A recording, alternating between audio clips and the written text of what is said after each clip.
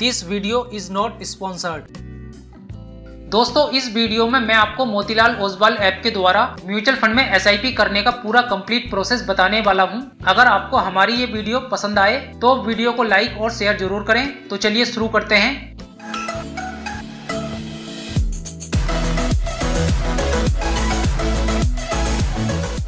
सबसे पहले तो प्ले स्टोर में जाकर मोतीलाल ओसवाल एप्लीकेशन को अपडेट कर लेना है। एप्लीकेशन अपडेट करने के बाद अब ये आपको राइज के नाम से दिखाई देगी। मैं इसे अपडेट कर चुका हूँ। एप्लीकेशन को ओपन करेंगे। एप्लीकेशन ओपन करने पर आपको इस तरह का पेज दिखाई देगा। या तो आप फिंगरप्रिंट से या ओटीपी के द्वारा अकाउंट में लॉगिन कर सकते हैं। मैं ओटीपी के द्वारा लॉगिन कर रहा हूँ। वेरीफाई यूजिंग ओटीपी, इसके ऊपर क्लिक करेंगे। इसके बाद आपके रजिस्टर्ड मोबाइल नंबर और ईमेल आईडी पर एक ओटीपी कोड सेंड हो जाएगा। उस ओटीपी कोड को इसमें डालकर वेरीफाई के ऊपर क्लिक करेंगे। इसके बाद आप अकाउंट में लॉगिन हो जाएंगे। आपको इस तरह का यूजर इंटरफेस दिखाई देगा। इसमें नीचे की तरफ आपको ऑप्शन दिखाई देंगे। सबसे पहला ऑप्शन है होम। इसमें आपको दो ऑप्शन मिलते हैं, इन्वेस्ट और ट्रेड। आपको इन्वेस्ट में जाना है।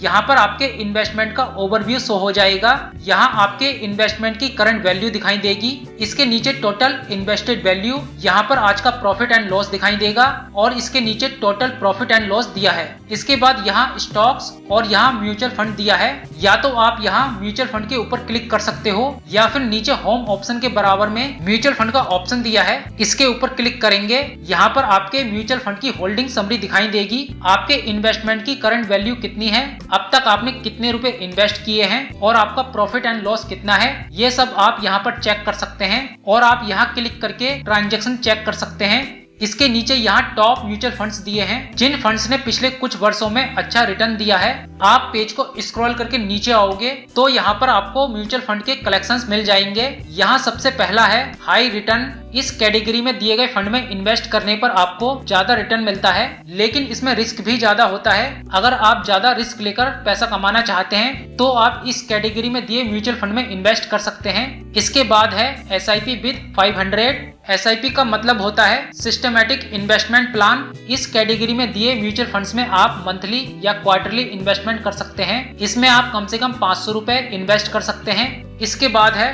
Tax saver. इस कैटेगरी में दिए फंड्स में इन्वेस्ट करके आप टैक्स बचा सकते हैं। इन फंड्स में निवेश करके आप 1,50,000 रुपए तक की राशि पर इनकम टैक्स बचा सकते हैं। यानी कि कोई इस तरह के फंड में 1,50,000 या इससे ज्यादा निवेश करता है तो उसकी टैक्सेबल इनकम में से 1,50,000 रुपए घटा दिए जाएंगे, जिससे उसका टैक्स भार कम हो जाएगा। इस तरह के फंड में निवेश करने का एक लॉक इन पीरियड होता है, जिसके अंदर आप इसे बेच नहीं सकते हैं। इसके बाद है एमओ रिकमेंडेड। इसमें आपको वो सभी फंड देखने को मिल जाएंगे जो कि मोतीलाल ओसवाल के द्वारा रिकमेंड किए गए हैं। इसके बाद अगली कैटेगरी है हाईएस्ट रेटेड फंड्स। इसमें आपको वो सभी फंड मिल जाएंगे जिन्हें परफॉर्मेंस के हिसाब से बहुत अच्छी रेटिंग मिली है। इसके बाद अगला है इंटरनेशनल फंड्स। जैसे कि नाम से पता चलता है, इस कैटेगरी में आने वाले म्यूचुअल फंड्स बाहर के देशों की कंपनियों में निवेश करते हैं, इसलिए इन फंड्स को इंटरनेशनल म्यूचुअल फंड या ओवरसीज फंड भी कहा जाता है। इसके बाद दिया है वेल्थ बिल्डर।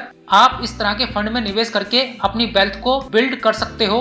इसके बाद दिया है इंडेक्स फंड्स। इंडेक्स फंड ऐसे म्यूचुअल फंड हैं जिसमें सारा निवेश किसी खास इंडेक्स के शेयरों में किया जाता है। उदाहरण के तौर पर अगर आप निफ्टी 50 से जुड़े किसी इंडेक्स फंड में निवेश करते हैं तो आपका पैसा उन कंपनियों के शेयरों में ही लगाया जाता है जो निफ्टी 50 इंडेक्स में शामिल हैं। इतना ही नहीं, हर कंपनी में निवेश का रेशियो भी उतना ही रखा जाता है जितना इंडेक्स में उस कंपनी का वेटेज होता है। मान लीजिए निफ्टी 50 में TCS का मौजूदा वेटेज अगर 4% है तो इस इंडेक्स से जुड़े फंड में 1 लाख रुपए लगाने पर आपके 4,000 रुपए TCS में निवेश किए जाएंगे। बाकी रकम इंडेक्स में दूसरी कंपनियों के वेटेज के अनुपात में लगाई जाएगी। यही वजह है कि इंडेक्स फंड को पैसिव फंड भी कहा जाता है। इंडेक्स फंड जिसमें आप कम जोखिम में हाई रिटर्न का फायदा उठा सकते हैं। इसके बाद लास्ट में है न्यू फंड ऑफरिंग यानी कि NFO। इसमें आपको वो सभी फंड देखने को मिल जाएंगे जो न्यू फंड लॉन्च होने वाले हैं और जो फंड लॉन्च हो चुके हैं। यहीं से आप न्यू फंड में इन्वेस्ट करने के लिए अप्लाई कर सकते हैं, इन्वेस्टमेंट के लिए अप्लाई भी कर सकते हैं। यानी कि जब कोई भी कंपनी न्यू फंड लॉन्च करती है तो उन सभी फंड्स को आप न्यू फंड ऑफरिंग्स में जाकर देख सकते हैं। इसके बाद आप पेज को स्क्रॉल करके नीचे आओगे तो यहाँ पर आपको इक्विटी फंड मिल जाएंगे। यहाँ पर इक्विटी फंड्स की कैटेगरीज दी हैं, small cap, mid cap, large cap, large and mid cap, flexi cap और टैक्स सेवर। स्मॉल कैप, जिस कंपनी की मार्केट वैल्यू 5000 करोड़ रुपए से कम होती है वो स्मॉल कैप कंपनी मानी जाती है। इस तरह की कंपनियों में ग्रोथ करने और फ्यूचर में एक मिड कैप कंपनी बनने की संभावना होती है। इस कैटेगरी के अंदर आने वाले म्यूचुअल फंड्स में निवेश करने पर हाई रिस्क होता है। अगर आप ज्यादा रिस्क ले सकते हैं तो आप इस कैटेगरी में दिए म्यूचुअल फंड्स में निवेश कर सकते हैं। इसके बाद अगली कैटेगरी है मिड कैप, जिस कंपनी की मार्केट वैल्यू 5000 करोड़ से 20000 करोड़ रुपए तक होती है वे सभी कंपनी मिड कैप कैटेगरी में आती हैं। इस तरह की कंपनियों में तेजी से ग्रोथ करने और फ्यूचर में लार्ज कैप बनने की संभावना होती है। इस कैटेगरी के अंदर दिए फंड्स में पैसा इन्वेस्ट करने पर रिस्क थोड़ा ज्यादा होता है, क्योंकि ऐसी कंपनियों में ग्रोथ करने की संभावना ज्यादा रहती है। इसलिए इस कैटेगरी के अंदर दिए फंड्स में पैसा इन्वेस्ट करने पर रिटर्न्स भी ज्यादा मिलता है। अगर आप थोड़ा ज्यादा रिस्क ले सकते हैं तो फिर आप इस कैटेगरी में दिए म्यूचुअल फंड्स में निवेश कर सकते हैं। इसके बाद है लार्ज कैप, जिन कंपनी की मार्केट कैपिटलाइजेशन 20,000 करोड़ या इससे ज्यादा होती है वे सभी कंपनियां लार्ज कैप कंपनी की कैटेगरी में आती हैं। इस कैटेगरी के अंदर दिए फंड्स में पैसा इन्वेस्ट करने पर रिस्क बहुत कम होता है। रिस्क कम होने के साथ साथ इसमें रिटर्न भी कम मिलता है। अगर आप रिस्क नहीं लेना चाहते हैं तो आप इस कैटेगरी में दिए म्यूचुअल फंड्स में निवेश कर सकते हैं। अगली कैटेगरी है लार्ज एंड मिड कैप। इसमें आपको वो सभी फंड मिल जाते हैं जो आपके पैसों को इंडिया की टॉप 250 कंपनियों में इन्वेस्ट करते हैं। ये large and mid cap fund होते हैं जो इंडिया की टॉप 250 कंपनियों में इन्वेस्ट करते हैं। इसके बाद है फ्लेक्सी कैप। जैसा कि नाम से पता चलता है, फ्लेक्सी कैप फंड एक ओपन एंडेड फंड है जिसमें मार्केट कैप पर कोई प्रतिबंध नहीं है। इसमें फंड मैनेजर अपने हिसाब से निवेशक का पैसा स्मॉल कैप, मिड कैप और लार्ज कैप में निवेश करता है। इसमें फंड मैनेजर इस बात के लिए बाध्य नहीं रहता कि उसे किस फंड कैटेगरी में कितना निवेश करना है। अगर आप रिस्क नहीं लेना चाहते हैं तो आप इस कैटेगरी में दिए म्यूचुअल फंड्स में निवेश कर सकते हैं। अगला है टैक्स सेवर। इसके बारे में मैं आपको बता चुका हूँ। इसके बाद आप पेज को स्क्रॉल करके थोड़ा सा नीचे आओगे तो यहाँ पर आपको डेट फंड की कैटेगरीज मिल जाएंगी। डेट फंड वो फंड है जो फिक्स्ड इनकम वाली सिक्योरिटीज में निवेश करता है। यह म्यूचुअल फंड प्रमुख रूप से गवर्नमेंट सिक्योरिटीज, कॉर्पोरेट बॉन्ड्स आदि में निवेश करता है। इस कैटेगरी के अंदर दिए फंड्स में पैसा इन्वेस्ट करने पर रिस्क बहुत कम होता है। रिस्क कम होने के साथ साथ इसमें रिटर्न भी कम मिलता है, लेकिन किसी बैंक में एफडी करने से कहीं ज्यादा मिलता है और इन फंड्स में कोई लॉक इन पीरियड भी नहीं होता है। अगर आप रिस्क नहीं लेना चाहते हैं तो आप इस कैटेगरी में दिए म्यूचुअल फंड्स में निवेश कर सकते हैं। चलिए अब मैं आपको म्यूचुअल फंड एनालाइज करना बता देता हूँ। दोस्तों, अगर आप किसी पर्टिकुलर फंड के बारे में जानना चाहते हैं और आपको उसका नाम पता है तो आप ऊपर सर्च बार में उस फंड का नाम डालकर सर्च कर सकते हैं, या फिर आप कैटेगरी के ऊपर क्लिक करके फंड को ओपन कर सकते हैं। जैसे कि मैंने इक्विटी में large and mid cap fund के ऊपर क्लिक किया है। यहाँ पर large and mid cap category के फंड शो हो गए हैं। या तो आप स्क्रॉल करके यहाँ से फंड सर्च कर सकते हैं या इसमें फंड का नाम डालकर फंड सर्च कर सकते हैं। जैसे कि मैंने यहाँ SBI large and mid cap डालकर सर्च किया है तो इसके नीचे SBI large and mid cap fund search होकर आ गया है। इसके ऊपर क्लिक करेंगे।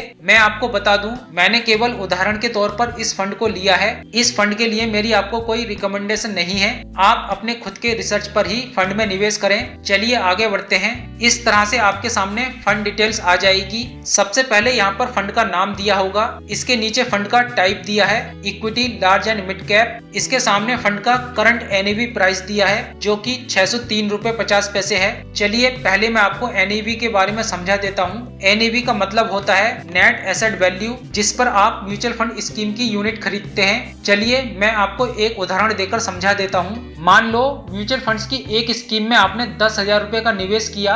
इसकी NAV 200 रुपए की है। इस स्थिति में आपको 50 यूनिट मिलेंगी। वो कैसे? आपने 10,000 रुपए निवेश किए, फंड की NAV 200 रुपए की है तो 10,000 को 200 से भाग देने पर 50 यूनिट आता है। स्कीम में निवेश करने पर ये यूनिट आपको मिलती हैं। खरीद फरोख्त में इन्हीं यूनिटों का सबसे ज्यादा महत्व होता है। अब मान लीजिए कि एक साल में NAV 200 रुपए से बढ़कर 250 रुपए हो जाती है और आप इसे बेचने का फैसला करते हैं, तब क्या होगा? अब आपको 12,500 रुपए मिलेंगे। 50 यूनिट को 250 रुपए से गुणा करने पर 12,500 रुपए आते हैं। लेकिन यहाँ एक बात पर ध्यान देना होगा, जब आप स्कीम को भुनाते हैं यानी कि इसे बेचते हैं तो एग्जिट लोड भी लगता है। यह एक तरह की फीस है जो बढ़ी हुई NAV पर लगती है। मान लीजिए कि 1% की दर से एग्जिट लोड लगता है तो आपको अब 12,375 रुपए ही मिलेंगे।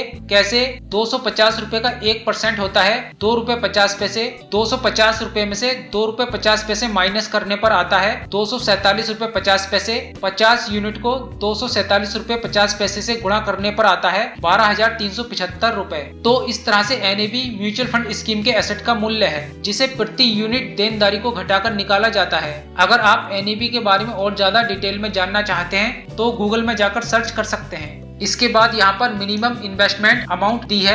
इस फंड में आप एक बार में कम से कम 5,000 रुपए तक का इन्वेस्टमेंट कर सकते हैं। इस फंड को 4 स्टार की रेटिंग मिली है। यहाँ इसका AUM दिया है और यहाँ पर आप इसका रिटर्न्स चेक कर सकते हैं। यहाँ इस फंड का NAV ग्राफ दिया है, जो कि बहुत ही महत्वपूर्ण होता है किसी भी फंड को एनालाइज करने के लिए। NAV ग्राफ की मदद से आप जान सकते हैं कि समय के साथ इस फंड का NAV प्राइस इंक्रीज हुआ है या डिक्रीज हुआ है। जैसे कि आप इस ग्राफ में देख सकते हैं, इस फंड का NAV प्राइस लगातार इंक्रीज हुआ है। यहाँ से आप टाइम पीरियड सेलेक्ट करके इस फंड की ग्रोथ चेक कर सकते हैं।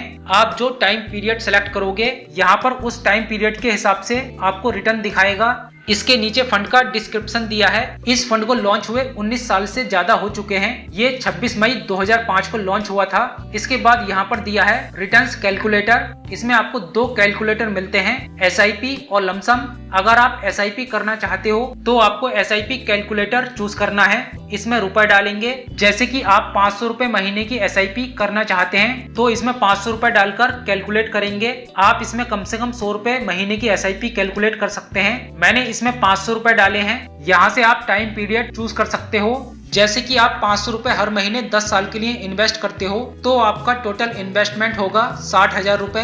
टोटल रिटर्न्स मिलेगा लगभग 93,400 रुपए।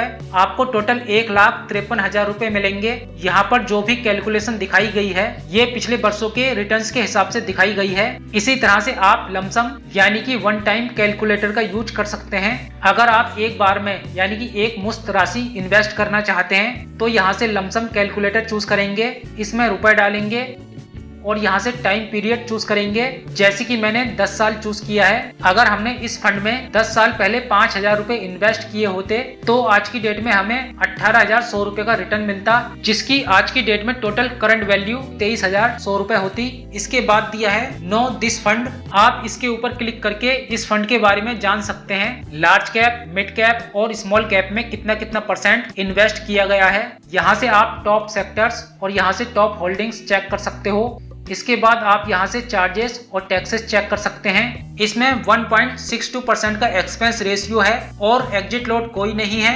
अगर आप इसे 1 साल से पहले रिडीम करते हो तो प्रॉफिट के ऊपर आपको 20% का टैक्स देना होगा और 1 साल के बाद रिडीम करते हो तो आपको 12.5% का टैक्स देना होगा। इसके बाद दिया है फंड मैनेजर। यहाँ पर फंड हाउस का फोन नंबर और एड्रेस दिया है। यहाँ पर आपको फंड मैनेजर के नाम देखने को मिल जाएंगे जो कि इस फंड को मैनेज कर रहे हैं। आप यहाँ क्लिक करके डिटेल्स चेक कर सकते हैं, ये कब से इस फंड को मैनेज कर रहे हैं। और इसके नीचे इस फंड का टोटल AUM दिया है। लास्ट में दिया है रिस्कोमीटर। आप यहाँ से रिस्क लेवल चेक कर सकते हो। आप यहाँ से रिस्क लेवल चेक कर सकते हैं जो कि वेरी हाई रिस्क है, यानी कि इसमें रिस्क ज्यादा है। तो ये थी फंड एनालाइज करने की पूरी कंप्लीट प्रोसेस। इसी तरह से आप किसी भी फंड को एनालाइज कर सकते हैं। अब अगर आप इस फंड में निवेश करना चाहते हैं तो आपको नीचे 2 ऑप्शन मिलेंगे, इन्वेस्ट लमसम और स्टार्ट SIP। अगर आप एक ही बार में निवेश करना चाहते हैं तो आप इन्वेस्ट लमसम के ऊपर क्लिक करके इसमें इन्वेस्ट कर सकते हैं। और अगर आप हर मंथ थोड़े थोड़े पैसे इसमें इन्वेस्ट करना चाहते हैं तो यहाँ स्टार्ट SIP के ऊपर क्लिक करेंगे। अब आप SIP क्रिएट कर सकते हैं। इसमें रुपए डालेंगे। आप जितने रुपए महीने की SIP करना चाहते हैं इसमें उतने रुपए डाल देंगे। जैसे कि मैं आपको 100 रुपए महीने की SIP करके दिखा रहा हूँ। मैंने इसमें 100 रुपए डाल दिए हैं। यहाँ से आप फ्रीक्वेंसी चूज कर सकते हैं। आप मंथली SIP करना चाहते हैं या क्वार्टरली करना चाहते हैं वो आप यहाँ से चूज कर सकते हैं। यहाँ से SIP की डेट चूज करेंगे। जैसे कि अगर आपकी सैलरी महीने की 5 तारीख को आती है तो आप 10 तारीख चूज कर सकते हो। अगर सैलरी 10 तारीख को आती है तो आप 15 तारीख चूज कर सकते हो।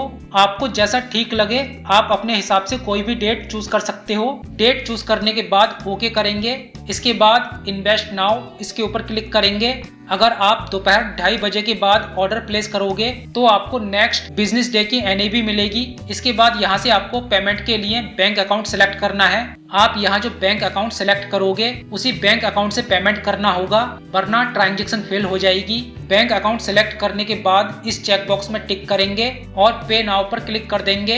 इसके बाद आपके सामने यूपीआई ऑप्शन आ जाएंगे। या तो आप यूपीआई ऐप के द्वारा पेमेंट कर सकते हैं या फिर इसमें यूपीआई आईडी डालकर पेमेंट कर सकते हैं। मैं गूगल पे से पेमेंट करके दिखा रहा हूँ। मैंने गूगल पे के ऊपर क्लिक किया है। इसके बाद आपको गूगल पे ऐप में रीडायरेक्ट कर दिया जाएगा। इसमें गूगल पिन डालकर लॉगिन करेंगे। लॉगिन करते ही आपको इस तरह की पेमेंट रिक्वेस्ट दिखाई देगी। इसके बाद यहाँ से आपको वही बैंक अकाउंट सेलेक्ट करना है जो बैंक अकाउंट आपने मोतीलाल ओसवाल में पेमेंट के लिए चूज किया है। इसके बाद पे बटन पर क्लिक करेंगे। अब इसमें यूपीआई पिन डालकर ओके करेंगे। ओके करते ही पेमेंट हो जाएगा। ये देखिए ऑर्डर रिसीव्ड सक्सेसफुली, यहाँ पर पेमेंट डिटेल आ गई है।